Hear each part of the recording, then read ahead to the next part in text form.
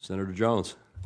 Thank you, Mr. Chairman. Thank you all for being here today. I really appreciate it. This really would be to anybody, and thank you for the shout out for Anniston. We are very proud of New Flyer in Anniston, Alabama, and the electric buses that they make, which I think is a growing demand as well.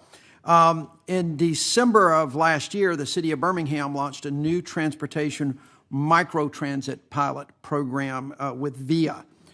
Birmingham On Demand is an on-demand shared ride service with a fleet of vans, can accommodate 6 passengers. It's wheelchair accessible.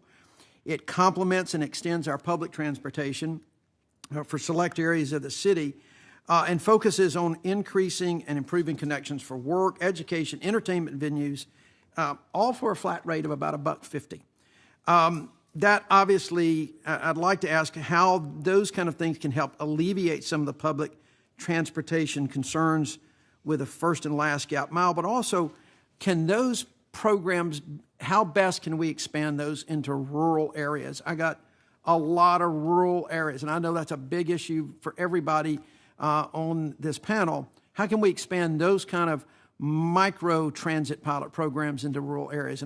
Thanks for the question. I think it's important. In rural communities, in Birmingham, you can put something like this together and just kind of lay it out there for the general public, and there's enough population to do that.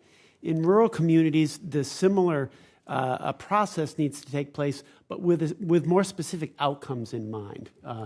For instance, we've got a project that we're working on with some of our members in West Virginia to put these types of systems together to deal specifically with opioid recovery and treatment. We've got a project in Oklahoma that is doing similarly with trying to improve performance in the foster care system. I think that's the key. As you get to smaller communities, you've got to have it focused. And you got to have that conversation with the community about what would you like to achieve, but for a lack of transportation, you're not getting there.